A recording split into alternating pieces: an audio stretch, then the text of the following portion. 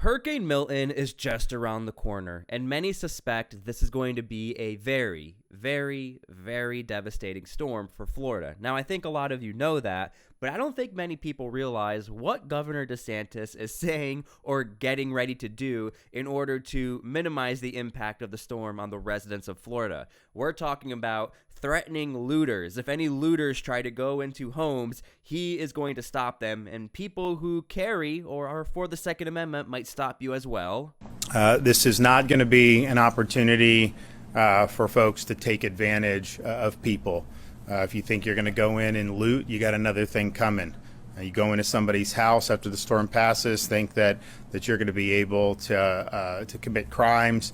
You're going to get in really serious trouble, and quite frankly, you don't know what's behind that door in a Second Amendment state. So do not try to take advantage of people who are suffering because of the results of this storm. That goes for Helene continually, but then, of course, that will be the case for Milton. I know we've already brought a lot of people, held people accountable in post-Helene, and we will be very swift across all levels of government to throw the book at people. And, of course, when you make these bad decisions, you're opening yourself up to response from property owners who may be inside that house. You also have one of the largest, if not the largest, mobilization of Florida National Guard in history. In fact, what I'm seeing is there's about 10 to 12,000 Florida National Guard. Right now, it's being estimated that 5,000 to 6,000 have been activated, and it looks like around 8,000 by the end of Milton is going to be activated all around.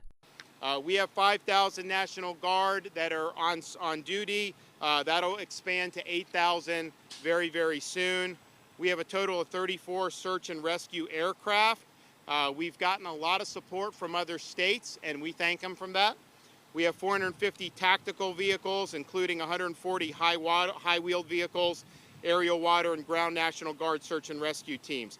This is probably the largest National Guard mobilization in advance of a storm in Florida history.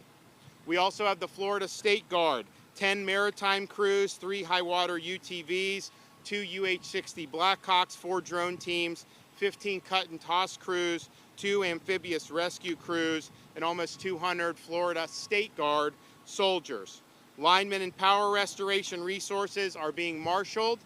We now have over 43,000 linemen who are being brought in from as far away as California, so we appreciate them for power restoration. Now, the saddest part about all of this is that this hurricane has somehow managed to become politicized. And I know we're in political season, but holy cow, did Governor DeSantis just throw Kamala Harris right under the bus. And I mean, it is kind of weird that Kamala is upset that Governor DeSantis won't pick up the phone when Governor DeSantis says, "Why would I have to talk to you? I can just talk to Joe Biden."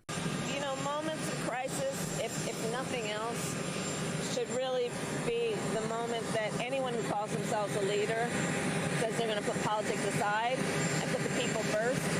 People are in desperate need of support right now, and playing political games with this moment in these crisis situations, these are the height of emergency situations, is just utterly irresponsible, and it is selfish, and it is about political gamesmanship instead of doing the job that you took an oath to do, which is to put the people first. And I've been in touch with both FEMA and the president, as well as marshaling all our state agencies and working to support our local communities. And so for Kamala Harris to try to say that my sole focus on the people of Florida is somehow selfish is delusional. She has no role in this. In fact, she's been vice president for 3.5 years. I've dealt with a number of storms under this administration. She has never contributed anything to any of these efforts. And so what I think is selfish is her trying to blunder into this. No. And here's the thing. She has no role. No, she has no role in this process. I'm in contact with the President of the United States. I'm in contact with FEMA director. I'm obviously managing all our state agencies. We're supporting all our local government. And I will say this.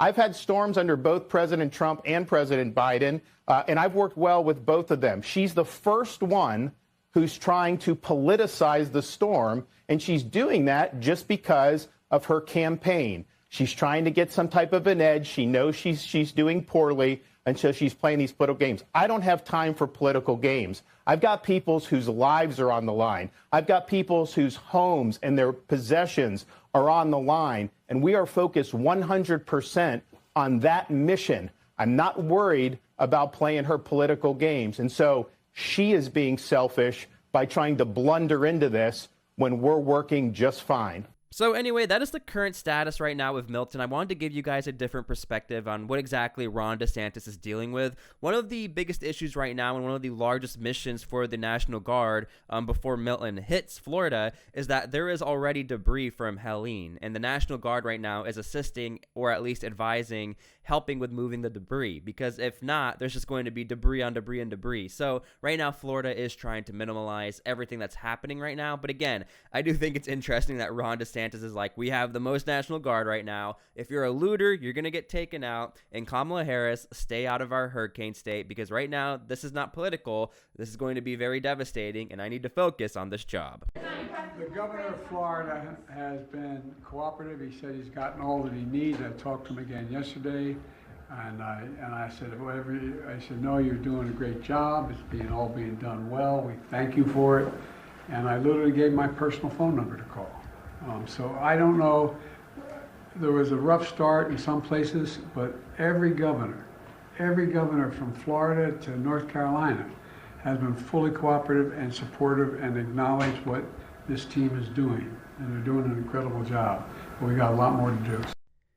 Now, again, it's very sad that this hurricane has turned into a political storm, if you will, no pun intended. But the one thing I will say is this, and I'll just be super transparent. I'm not the biggest Joe Biden fan, but I am a fan of this. He has actually canceled his trips overseas in order to assist with the Florida help and with the North Carolina, Georgia, Tennessee help as well, because there's a lot going on. So again, you can see why Ron DeSantis is a little upset that Kamala all of a sudden is trying to intervene and get involved, and also do public interviews to say, I tried to call him, he didn't call me back, that's very rude, when she never has ever called him. So again, I can see why all sides are a little upset. And I think I've even seen some reports that she's a little upset with Joe Biden as well, because it is perceived as, no, Joe Biden's got this job, but let's remember Joe Biden is the president. Nonetheless, again, I hope this gave you a bit of a different perspective on what's going on. I don't really watch mainstream media that much, so I hope that you guys did learn something and are seeing what's actually going on and not really being shown to the masses, if you will.